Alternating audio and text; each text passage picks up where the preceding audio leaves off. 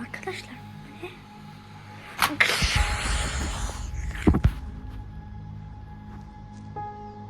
Arkadaşlar bu arada o küçük ayılarda ışıktan korkuyormuş. Işık unuttum. Nasıl? Cevap gelmemiş dünya robotundan.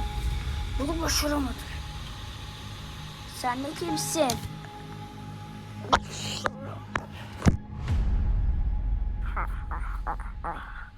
İşin bitti seni.